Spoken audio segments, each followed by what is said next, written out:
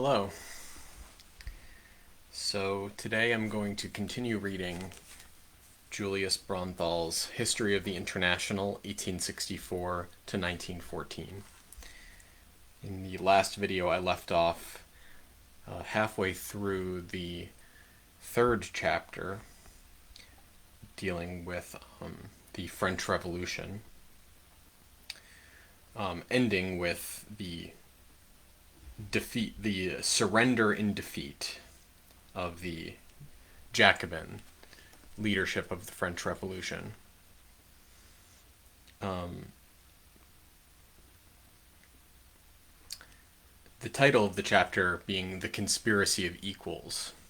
So as we'll see, the discussion of the rise and fall of the Jacobins is only, in a sense, the first, only the setup of the story, the kind of the heart of the story that will continue the legacy of the French Revolution and of Jacobinism beyond its defeat, into the history of the international socialist workers' movement.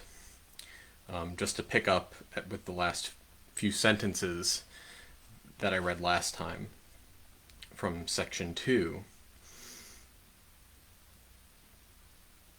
With the fall of the Jacobins, the revolution was left drained of its power.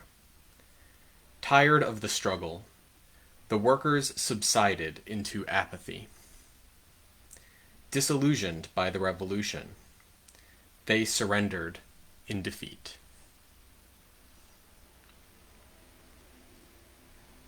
Okay, so section 3 of chapter 3.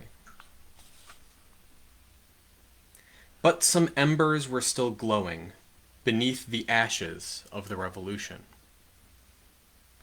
Before the night of despotism fell over France, they broke just once again into towering flames. This outbreak, Babeuf's Conspiracy of the Equals in 1796, is an important event in the history of socialism and the International. François Noël Babeuf, 1760 to 1797, was 29 at the beginning of the revolution. His father had served for a time as a major in the army of Maria Theresa. On returning to France, he had fallen into deep poverty, supporting his family first as a wage earner, later as a junior official employed in collecting the salt tax. The young Babeuf began work as a personal servant. After teaching himself law, he became surveyor and archivist in a land records office in Picardy.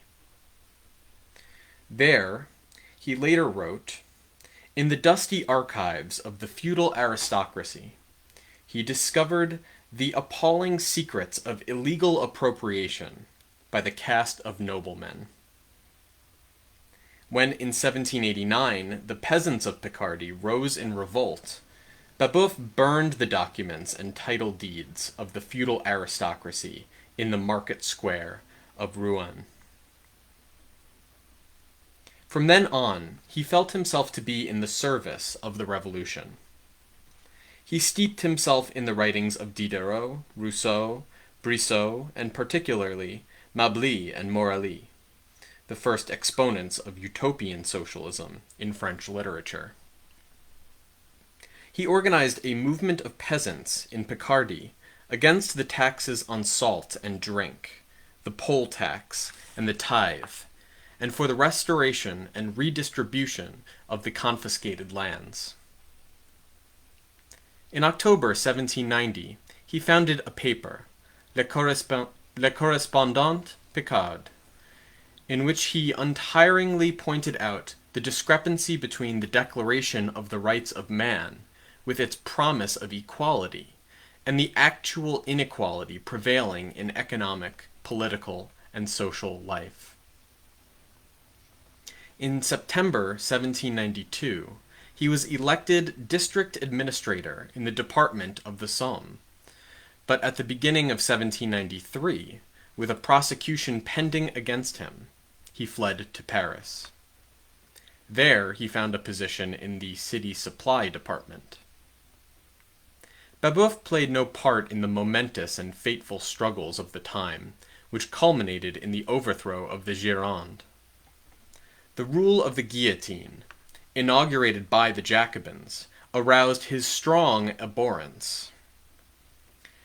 He had been an unhappy eyewitness to the terrible cruelties to which the turbulent masses of Paris had succumbed after the storming of the Bastille on the 14th of July, 1789. He wrote at the time to his wife, "How terribly have the practices of torture, the wheel, the stake, and the gallows, which the hangmen are operating all round us, debased our standards. Instead of civilizing us, the masters are turning us into barbarians." With his hatred of cruelty, Babeuf detested the vile tyrant Robespierre, and welcomed his fall as the rebirth of freedom. But he soon realized that tyranny had passed only from one hand to another. Soon after the 9th of Thermidor, Babeuf had founded another paper, Tribune du Peuple.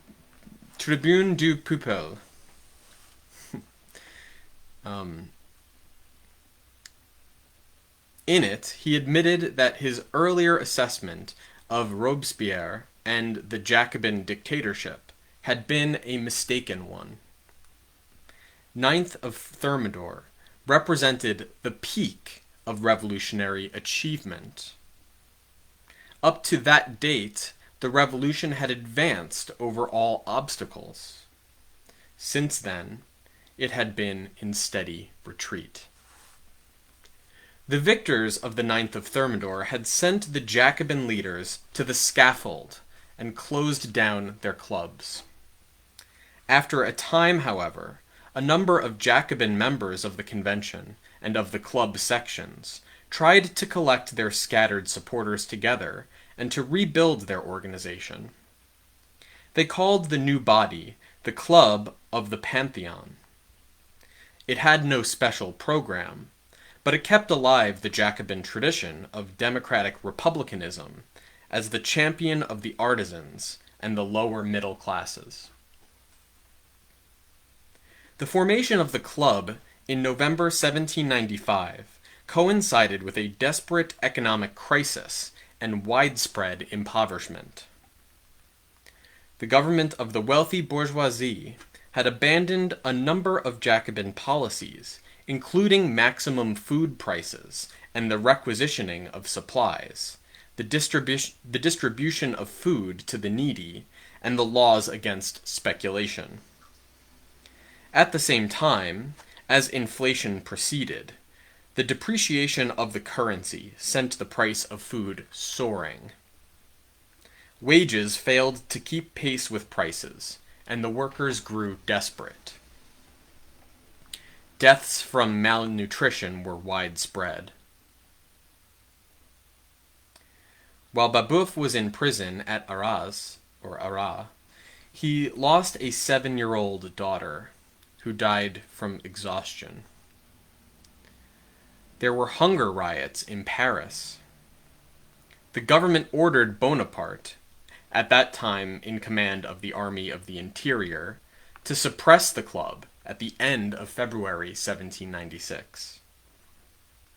Babeuf, who assumed the name Gracchus in honor of the popular tribune Gaius Gracchus in ancient Rome, was especially concerned with the interests of the impoverished working people.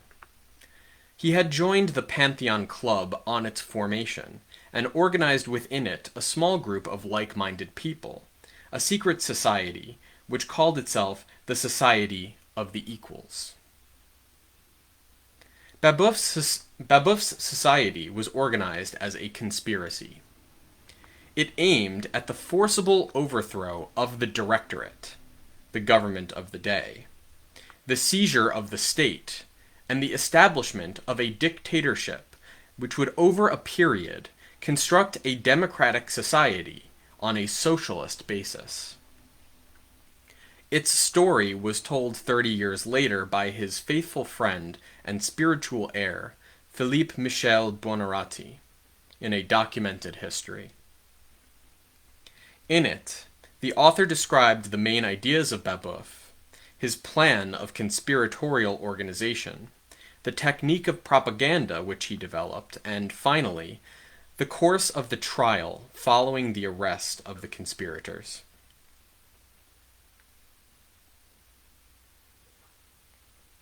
Babeuf's consistent aim since 1789 had been to resolve the discrepancy between the natural right to equality, which the revolution nominally upheld, and the intolerable social and economic inequality which actually existed.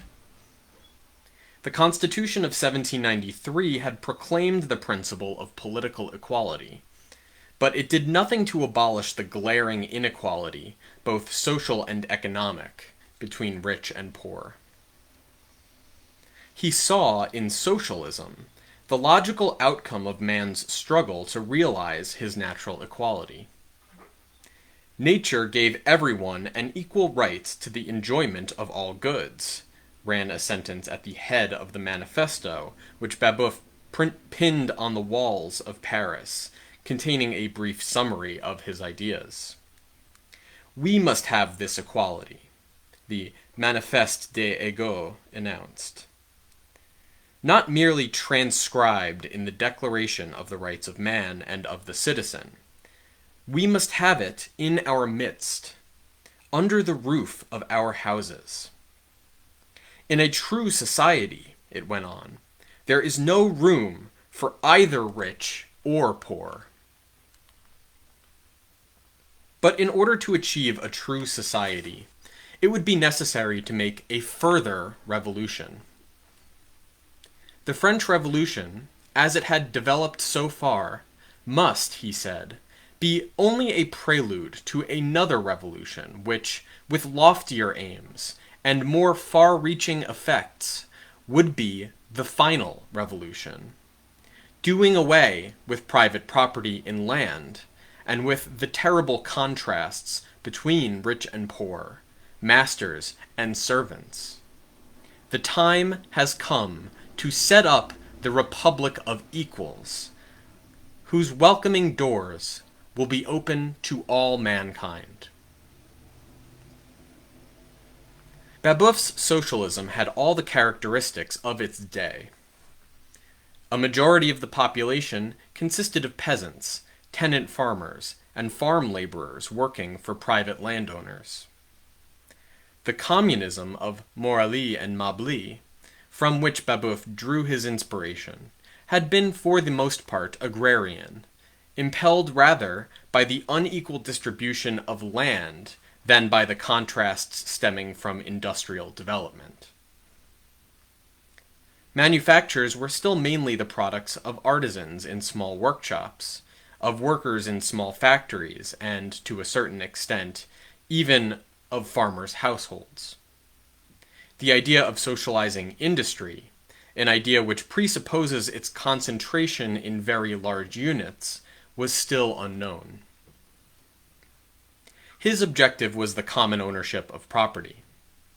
Land was to be redistributed to the cultivators, farmers, and farm workers, who lacked it. But the ownership of land would be transferred not to the farmers, but to the nation as a whole, as its inalienable property. Working farmers would enjoy only the right of use, without being able to transmit land to their heirs. The produce would be delivered to public storehouses. To prevent the accumulation of wealth in private hands, there was to be no right of inheritance, and productive capital would, on the death of its owner, become public property. In this way, individual wealth would gradually accrue to the nation, to be administered by elected officials under public control. Everyone would be liable to labor service, and the livelihood of all would be guaranteed by the state. The nation would ensure the just distribution of the wealth produced by society. Equality of education was a major item in Babeuf's program, designed to secure to everyone an equal opportunity of rising in the world. Though working in secret under the constant threat from the authorities, the Society of the Equals won a considerable following. By May of 1796, according to Paul Louis, it had about 17,000 supporters in Paris alone, together with a number of branches in the provinces. It was joined by a good many of the earlier Jacobins, democratic Republicans and officers, released by the Directorate, when their own Pantheon Club was suppressed by the police. Aulard, though he gives no figures, confirms, on the basis of contemporary documents, including police files, that Babeuf's propaganda reached the mass of the people in Paris, that they knew of his doctrines and took them seriously. The society was organized on conspiratorial lines, with its full socialist aims known only to a small circle of initiates. At the head was a central body calling itself the Secret Committee of Public Safety, with Babeuf, Antonel, Sylvain Maréchal, and Buonarroti as members. Subordinate to it were 12 deputies, one for each district of Paris, charged with preparing mass insurrections in the districts, through a network of underground propaganda cells. Neither the deputies nor the agents through whom they kept contact with the Central Committee were known to each other. Besides Babeuf's Tribune du Peuple and L'Éclair du Peuple, edited by Simon Duplay, propaganda was carried on by means of leaflets, posters, revolutionary songs in the coffee houses, mass demonstrations in the streets, and underground meetings. Members of the cells were also instructed to keep the Central Committee informed, through the deputies, about the state of public feeling. A military commission was attached to the Central Committee, with the task of recruiting support for the conspiracy inside the army and police force. It was also to keep the Central Committee informed about the morale of the forces and supply it with details about arsenals and ammunition depots. The Society's propaganda seems to have been particularly intensive in one particular police unit. The government grew suspicious and ordered its posting to the front. The unit mutinied, and 2 days later, on the 30th of April 1796, it was disbanded. In view of the Central Committee, this incident showed that the time was ripe for an uprising. It set up an insurrection committee consisting of Babeuf, D'Arthez, a former member of the convention, Buonarroti, and Félix Lepelletier. It established contact with a group of Jacobins who had been members of the convention until they were deprived of their mandate after the 9th of Thermidor, and had then devoted themselves to overthrowing the government. The two groups agreed on the measures to be taken after a successful uprising. Those citizens of Paris who had given armed support to the insurrection were to gather on the square of the Revolution and install the Insurrection Committee as a provisional government by acclamation. Next, the convention would meet, consisting only of those members whose mandates had been withdrawn by the Directorate. The places of the excluded deputies were to be filled by 80 staunch Democratic Republicans, on a list compiled by Buonarroti. The convention would then repeal all laws passed since the 9th of Thermidor and re-establish the Constitution of 1793. The rising was prepared down to the smallest detail. Under cover of night, the armed conspirators would converge on the center of the town and then occupy the headquarters of the Directorate and the town hall. Posters were printed, ready for sticking on the walls during the night. They carried the rallying cry of the insurrection. The Constitution of 1793, liberty, equality. The date and the exact hour of the rising were fixed. But a few days before the rising was due to begin, a member of the military committee, Captain Georges Grisel, betrayed the plans to the government. On the 10th of May, 1796, a large number of the leaders were arrested.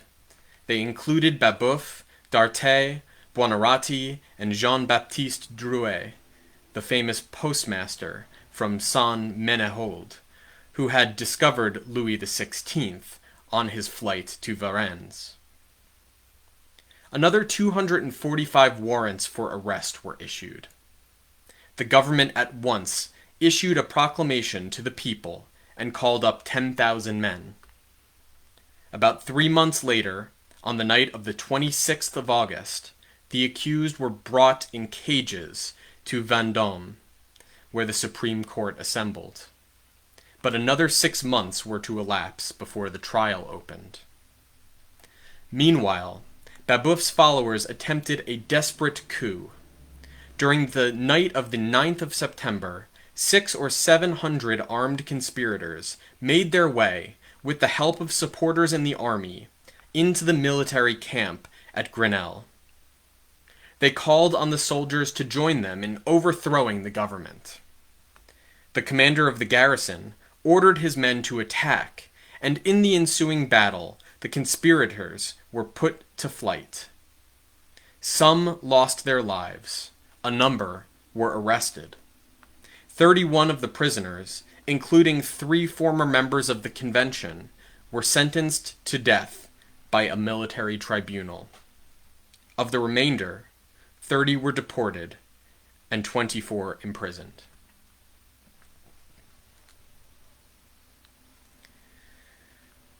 Section 4. The trial of Babeuf and his associates began at the end of February 1797 and lasted about 3 months. Of the 64 conspirators, 46 were in the dock. 18 were tried in their absence, as was Drouet, who had escaped from prison. The indictment made no mention of the socialist aims of the conspiracy. It confined itself to the charge that the accused had tried to dissolve the legislature by force and restore the Constitution of 1793. A government decree of the previous year, passed on the 16th of April 1796, made propaganda for the restoration of this Constitution a capital offense. On the strength of this, the public prosecutor demanded the death sentence. The jury found Babeuf and D'Arthez guilty, and Buonarroti and a number of the others guilty with mitigating circumstances. 55 of the accused were acquitted.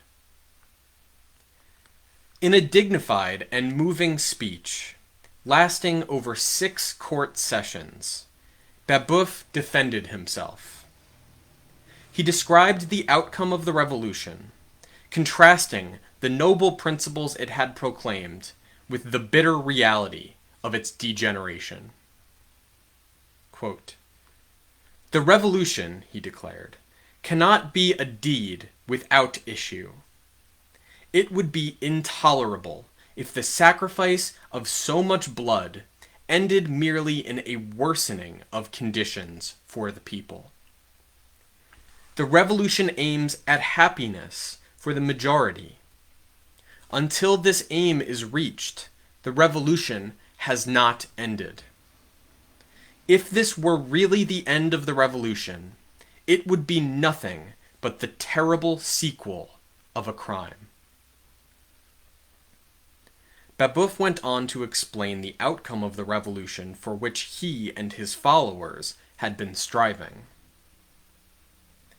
There are epochs in history, he explained, when the hard and inflexible laws of development have concentrated all the wealth of a people in the hands of a tiny minority. The mass of the people is appropriated by others. They are confronted with a caste which has grabbed everything for itself and hangs onto it pitilessly. Such conditions determine the moment at which a mighty revolution breaks out. They precipitate one of those notable epochs, foreseen by the prophets of ancient times, in which a general upheaval in property relations becomes inevitable, and in which the revolutionary uprising of the poor against the rich becomes a historical necessity. That moment, said Babeuf, had arrived.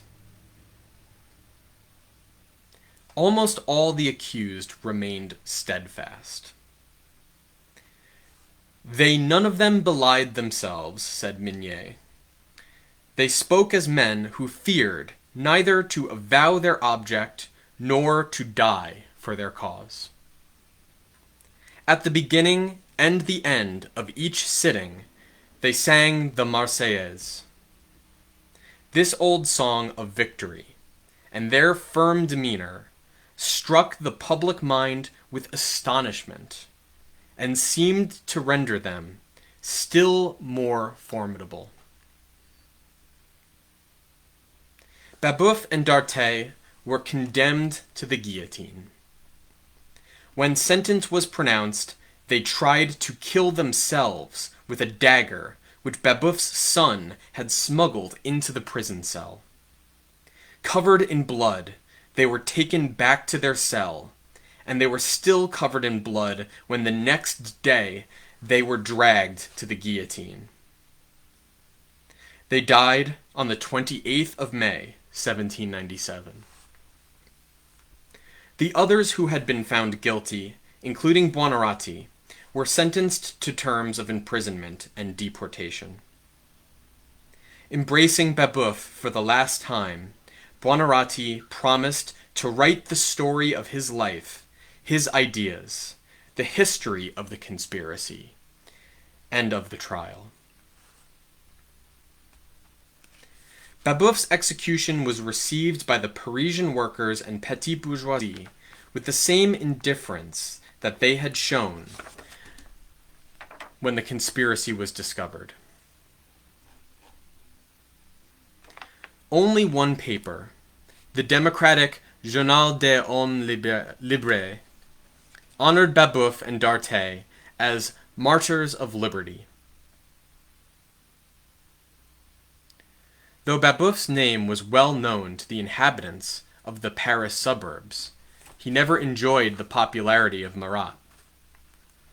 His socialist message was unable to reawaken the revolutionary spirit of the masses, which had subsided since the 9th of Thermidor.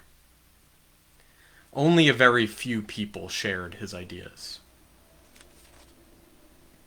And indeed, in the prevailing social and economic conditions, Babeuf's ideas were utopian. Even had the conspiracy succeeded, the policy of restricting property rights to the use of land, without the possibility of transmitting such property to their heirs, would have provoked a successful peasant uprising. And the attempt to abolish the inheritance of artisan property would have shared a similar fate. Even had they captured power, the Babeuvists would at the most have been able to continue the Jacobin tradition. And they would have then been overthrown by an alliance of the bourgeoisie, the peasants, and the army, because of their threat to the security of private property. Nevertheless, The conspiracy of the equals was a significant episode in the history of socialism and the International. With this conspiracy, the idea of socialism made its first appearance on the stage of world history.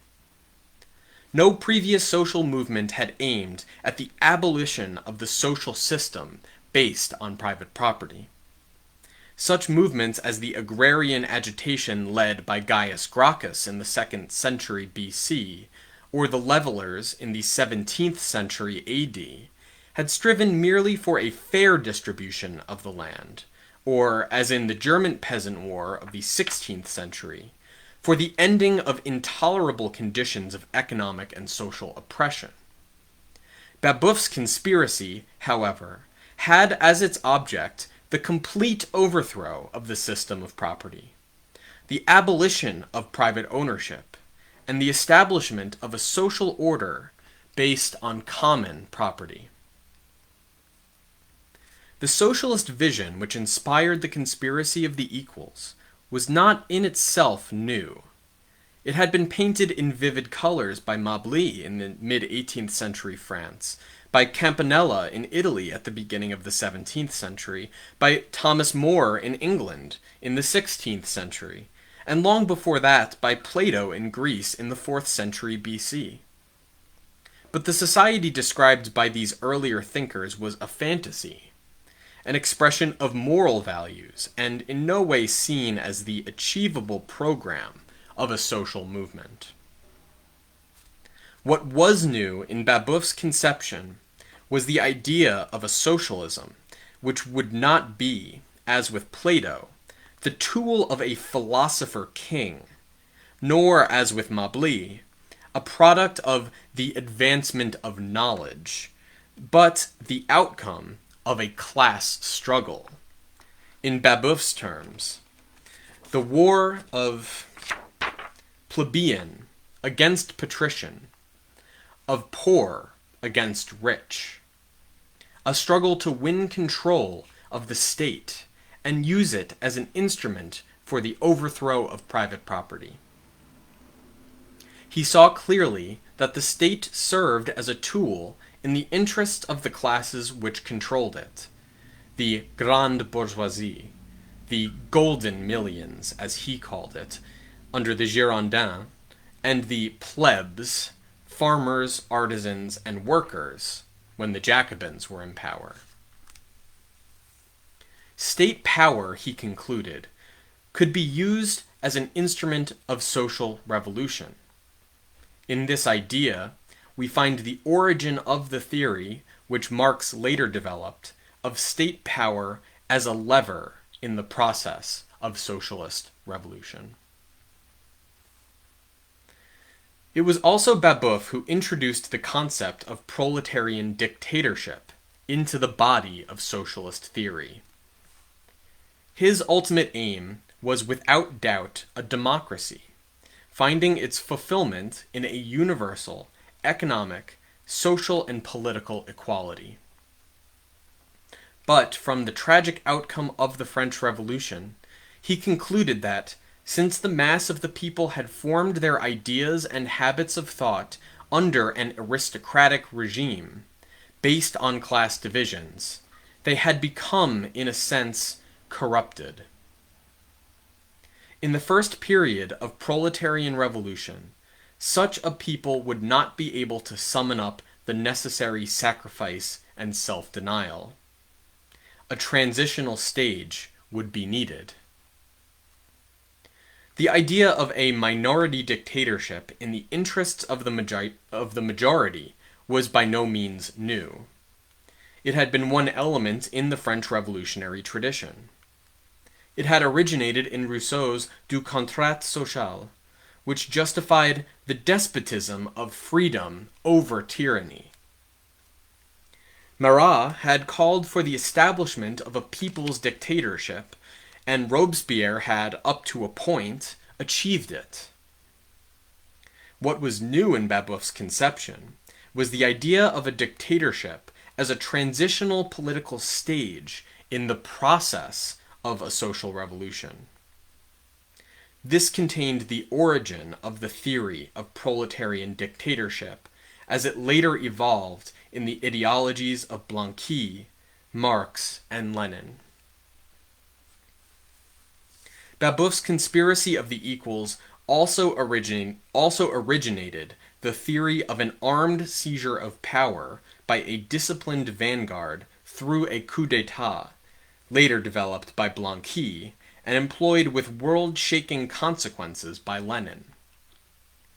Babeuf's organization supplied a model for the structure, technique, and propaganda methods of all the conspiratorial secret societies in the subsequent history of the socialist movement: the Blanquists, the Russian social revolutionaries, and the Bolsheviks.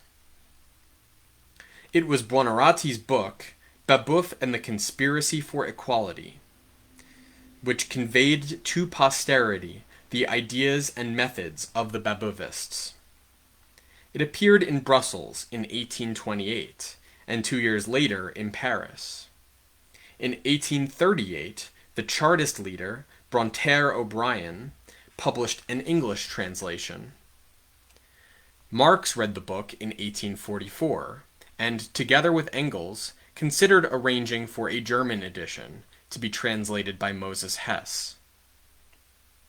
The impact of this book on socialist thought and activity has earned it a lasting place among the classics of socialist literature.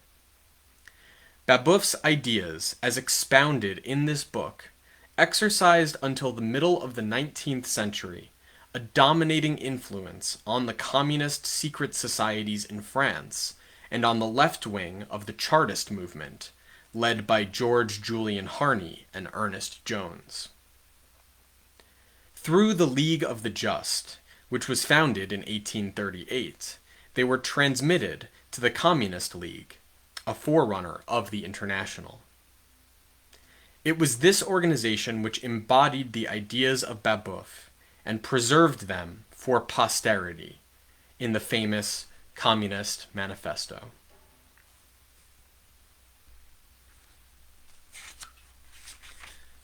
And if you're watching the video, here I'll just show you some of the images interposed in the text here. So we have, hopefully this comes through, we have a picture of Babeuf.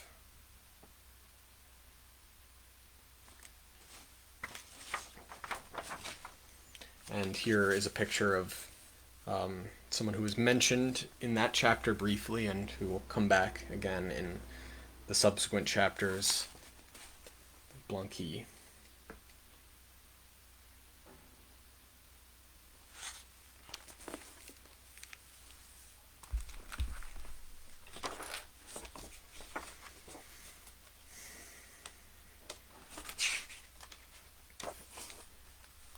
I think I'll continue reading chapter 5 and conclude with that for today. It's not terribly long. And it's unfortunately a bit of a come down from that chapter, which, despite its tragic culmination, does have a sort of ring of hope to it. So, chapter 5, The Counter-Revolutionary International. On the 9th of Thermidor, the rule of the common people in France had been overthrown. The conspiracy of the equals was a desperate and unsuccessful attempt to restore it. After the brief transitional period of the Directorate, the bourgeois capitalist state was consolidated under the dictatorship of Napoleon. But if Bonapartism marked the end of the French Revolution, it still embodied in relation to feudal absolutist Europe the ideas of that revolution. True, there was no longer under the French Empire any question of sovereignty of the people. But the main achievements of the bourgeois revolution were preserved. The domination by the aristocracy and the church had been abolished. The property of the peasants freed from feudal obligations. The property, trial by jury and the equality of all citizens before the law were maintained. And wherever the popular armies of France, themselves the products of revolution, overran foreign territories, feudalism was destroyed, and the bourgeois legal system of the Code Napoleon replaced the old laws of feudal absolutism. While in France itself, every trace of democracy had already been eradicated, the movement toward democracy received a new and powerful impetus in the countries subjugated by French imperialism. With the entry of French troops and prefects, there also entered the spirit of the French Revolution, and the springs of revolt against native absolutism. French rule, in its turn, stimulated the spirit of nationalism. But nationalism at its inception was a revolutionary idea, with its concept of national unity and democratic rule. In 1792, the conservative powers had formed an alliance to destroy the French Revolution. Yet on the morrow of their victory over Napoleon in 1814, they still felt themselves threatened by revolution. They had indeed overthrown Napoleon, the heir of the revolution. But in the meantime, the germs of the revolution had spread to their own countries.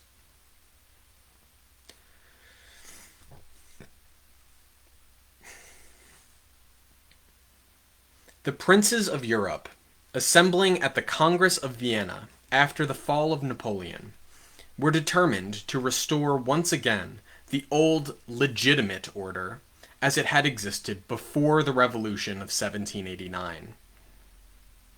On the face of it, the Congress of Vienna was able to restore the old legitimate dynastic order and to reinstate the royal families which had succumbed to the Revolution, or later to Napoleon.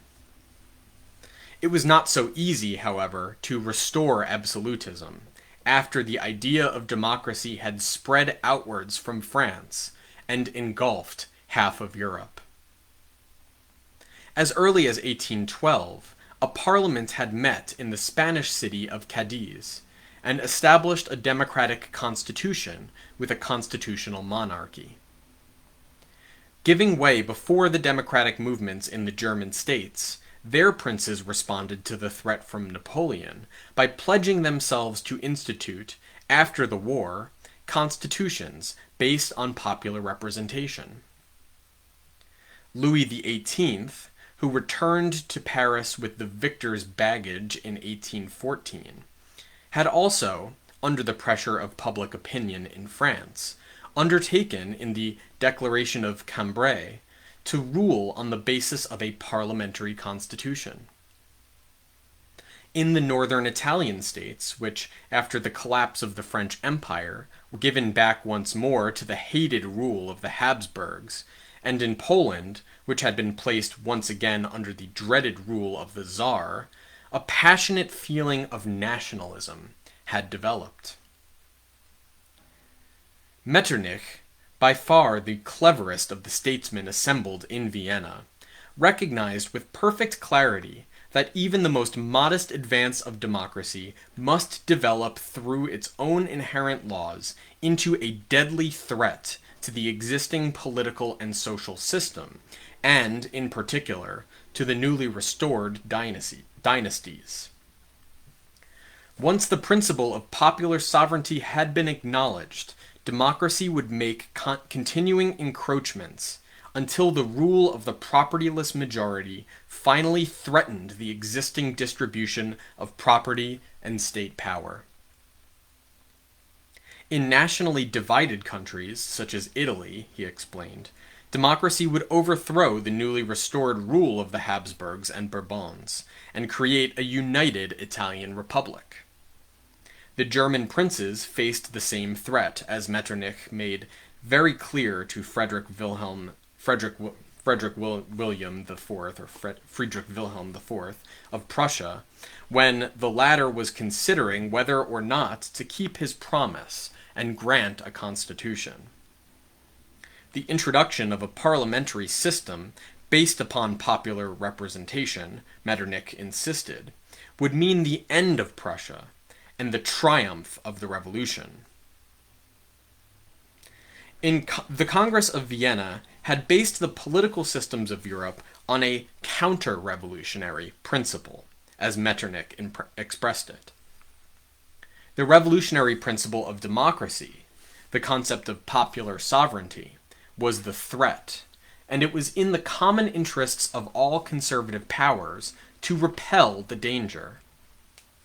But this would only be possible if they all acted together. It was not enough for governments to repress liberal and democratic movements and resist all democratic reforms in their own countries alone. They must, as Tsar Nicholas suggested, guarantee each other's sovereignty and pledge themselves to forcible action against states in which absolute sovereigns felt themselves threatened by revolutionary inroads. The Congress of Vienna, in fact, saw the establishment of a counter-revolutionary international, committed to the task of saving Europe from democracy. The three feudal powers of Russia, Austria, and Prussia linked themselves together in the Holy Alliance, which served as the executive power of the counter-revolutionary international. Metternich was at once its architect and general secretary. Its object was to secure joint action by the conservative powers in the fight against democracy. Its method was to intervene by diplomatic pressure or by armed force against European states whose governments introduced, voluntarily or under popular pressure, democratic institutions. Whenever the danger threatened, the leading powers of Europe assembled in conference and discussed ways and means of intervening in the interests of counter-revolution.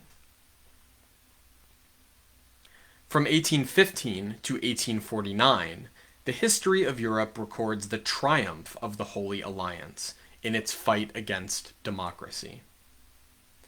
The German princes who had solemnly undertaken, in Article 13 of the Act which constituted their confederation in 1815, to grant their peoples democratic constitutions, were prevented from doing so by diplomatic pressure. The Holy Alliance compelled the German Bundestag in September 1819 to pass the Carlsbad Act, denounced as a disgrace by Wilhelm von Humboldt, which suppressed throughout the states of Germany all freedom of thought, publication, and teaching. It secured the addition of further decrees to the Carlsbad Act, pledging the German princes to maintain absolutist forms of government. The federal authority was empowered to intervene forcibly against any German states which might nevertheless institute popular representation. Additional decrees were embodied in the Carlsbad Act, making explicit the principle of armed intervention in the interests of the counter-revolution. It was put into practice for the first time in the Kingdom of Naples and Sicily. A rising of the Carbonari, a revolutionary democratic secret society, had compelled Ferdinand IV to carry out his pledge and grant a constitution. He duly promulgated one at the opening session of Parliament. At the same time, he wrote to Metternich, asking him to restore him once again to absolute power with the help of the Austrian army. The members of the Holy Alliance consequently met in conference at Troppau in October 1820 and authorized Austria to intervene. the Austrian army entered Naples, annihilated the revolutionary forces in the Battle of Rieti on the 7th of March 1821, and restored the absolute monarchy once more. The revolution in Naples touched off an uprising in Piedmont. There also a constitution was proclaimed by the Prince Regent, and cancelled 5 days later, in March 1821. Once again, Austria was authorized at a conference of the Holy Alliance in Laibach in May 1821 to intervene, this time in Piedmont. At the same time, Russia was asked to have ready an army of 100,000 to march into the states of Germany in the event of a revolutionary uprising. The classic case of armed counter-revolutionary intervention was in Spain. That country had a constitution since 1812. When Ferdinand VII returned to Spain in the bandwagon of the Allies, like his cousin Louis XVIII somewhat earlier, he declared the constitution null and void. A nationwide movement, however, forced him to recognize it again. Then he begged the members of the Holy Alliance to send forces against his own people. At a conference in Verona in August 1822, the governments of Russia, France, Austria, and Prussia met to organize a crusade against democracy in Spain. Tsar Alexander offered to march into the country with an army of 150,000. As, however, he was already holding an army of 100,000 in readiness against a possible revolution in Germany, whilst Austria was still occupied in suppressing the revolution in Naples and Piedmont, France was instructed to intervene in Spain. The four powers signed a joint ultimatum in January 1823, demanding that the Spanish government should abolish the Constitution of 1812. A few days later, Louis XVIII announced in a speech from the throne the impending invasion of Spain by an army of 100,000. The constitutional government of Spain was overthrown by the French troops, and the old, undiluted absolutism reinstated. It behaved with a cruelty born of terror. Even Louis XVIII was moved to request that by joint diplomatic actions, his Austrian, Russian, and Prussian associates should stop the barbaric slaughter of the constitutionalists. But the three powers of the Holy Alliance refused. On the contrary, they urged Ferdinand to wipe out every trace of democracy in his country with fire and sword. Acting entirely in the spirit of the Holy Alliance, with its dedication to the cause of counter-revolution, Metternich supported the Sultan of Turkey against the efforts of the Greeks to free themselves from his despotic rule between 1821 and 1827. The Sultan had his Christian subjects murdered in tens of thousands. Nevertheless, he was undoubtedly the legitimate sovereign, while his Greek subjects were revolutionaries. Like all revolutions, this one had to be quelled. About the extermination of Greeks by the Sultan, Metternich casually remarked that it was of no great significance if, over the eastern border, 300,000 or 400,000 people were being hanged, slaughtered, or cut to pieces. He rejected protests from the British government against his pro-Turkish policy, on the grounds that His Royal Majesty regards it as not only his right, but his duty, to give what help he can to every legitimate authority under attack by the common enemy. And in the Treaty of Berlin in 1833, the members of the Holy Alliance pledged themselves yet again to recognize the right of every independent sovereign to summon to his assistance, whether in the internal or external difficulties of his country, any other independent sovereign whom he shall deem best able to assist him. The Holy Alliance, however, found itself unable to intervene against the revolution in Paris of July 1830, when the rule of the Bourbons collapsed like a house of cards. Armed intervention in the internal affairs of a major power such as France would have unleashed a European war. The full power of the alliance was nevertheless employed to suppress the revolution of 1848. When the news of the February uprising in Paris reached St. Petersburg, Tsar Nicholas sent a note to the other powers on the 5th of March, asking them to resist by force the spread of anarchy, which threatens the whole of Europe, and to have ready for this purpose strong military forces which could be employed wherever they were required. When, a few days later, revolutions broke out in Italy, Austria, Hungary, and Germany, he concentrated a strong force on the German frontier and told Count Thun, the Austrian emperor's special emissary in St. Petersburg, that the granting of constitutions to Galicia and Hungary would be intolerable for Russia. I could not allow a center of insurrection on my doorstep so close to my Polish friends. If constitutions are granted in those areas, or if revolution begins in Galicia and is not vigorously suppressed, I shall be forced against my will to intervene. In that event, I should not hesitate for a moment to cross the Austrian frontier and restore order in the name of Emperor Ferdinand. In the event, the absolute monarchy in Austria proved capable of suppressing the revolution, first in Lombardy and Venetia, then in Prague and Vienna, without help from the Tsar. Let me reread that because I had the phrasing a little off. In the event, the absolute monarchy in Austria proved capable of suppressing the revolution, first in Lombardy and Venetia, then in Prague and Vienna, without help from the Tsar. But resistance in Hungary was prolonged, and it was then the Counter-Revolutionary International went into action.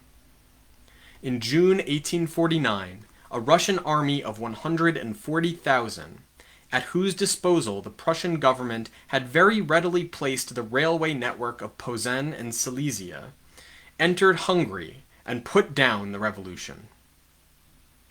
At the same time, a French army attacked and destroyed the Roman Republic, which was being defended by Garibaldi. Conservative Britain was not a member of the Holy Alliance. No British government, however reactionary, could openly approve the anti-revolutionary principles of legitimacy on which the Holy Alliance was founded, and from which it derived its right of armed intervention against democratic movements and governments. As Castlereagh, English foreign minister and himself a deadly enemy of democracy, explained, if the king were to sanction them, he would be on the road to his own abdication. The House of Hanover cannot recognize principles contrary to those in the name of which the House of Stuart forfeited its throne. And in a memorandum to the European powers on the 5th of May, 1820, he declared that no country with a representative system of government could act on the principle of intervention by one state in the internal affairs of another. In spite of this, the Counter-Revolutionary International enjoyed the full moral support of Castlereagh, as well as of most British conservatives, including the Tory ministers of Great Britain, who even secretly encouraged attacks on the constitutions, which had been set up with the direct connivance of British representatives. While Castlereagh protested officially against the Carlsbad Act as an infringement of the Acts of Federation, also guaranteed by Britain. He congratulated Metternich on his success.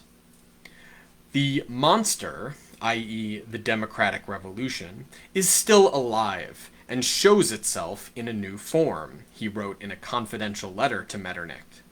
But we do not despair. We shall be able to destroy it with patience. Castlereagh showed complete indifference to the brutality and deceit of the kings of Spain and Naples when they suppressed those movements for freedom in their countries, which it was in English interests to strengthen. Indeed, he stands convicted of a conspiracy with Metternich.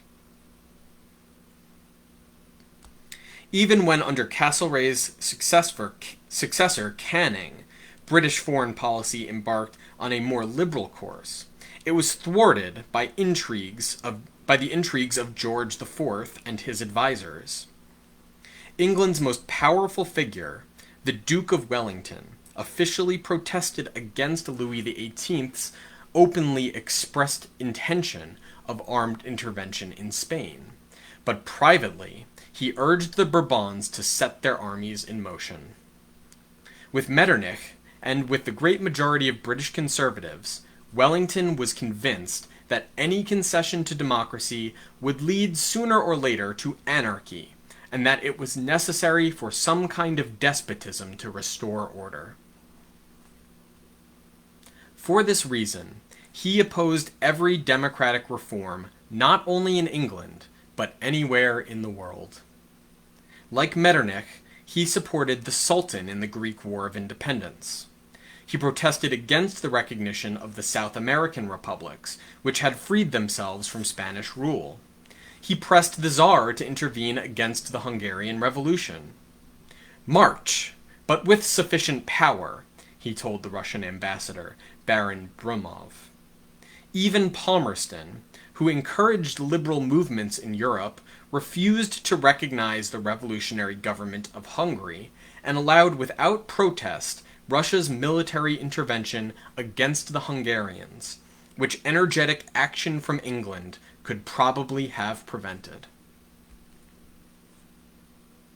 The Counter-Revolutionary International was a tremendous power. Its nucleus consisted of the feudal monarchies of Russia, Austria, and Prussia. Around this core were grouped the feudal dynasties of Germany, Italy, and Spain, with powerful allies in all European countries, above all, the Catholic Church, the conservative, property-owning bourgeoisie of England, and the financial aristocracy which had come to power in France after the July Revolution of 1830. The Counter-Revolutionary International was based on the solidarity of the various ruling classes in defense of the existing political and social system. It took the form of internationally coordinated actions by conservative governments against movements for democracy and national independence wherever they appeared. From these experiences, the subject classes and nations drew some weighty conclusions.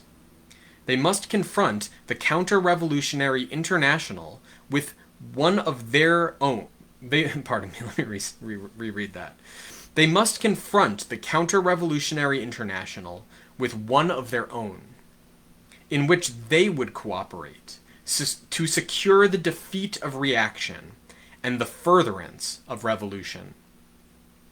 This feeling gave rise to the international revolutionary organizations which developed in France, England, Italy, and Germany after the overthrow of the Bourbons in July of 1830.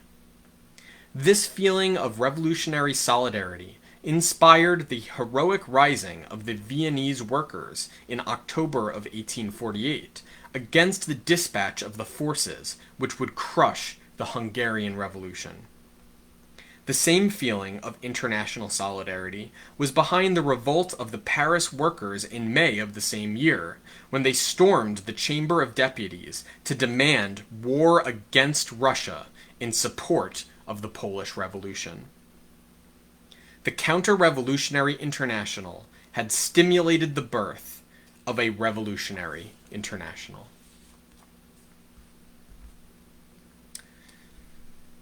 And I'll leave it there for today. We'll pick up next time with Chapter 6 on the Communist League. Thank you for watching or listening.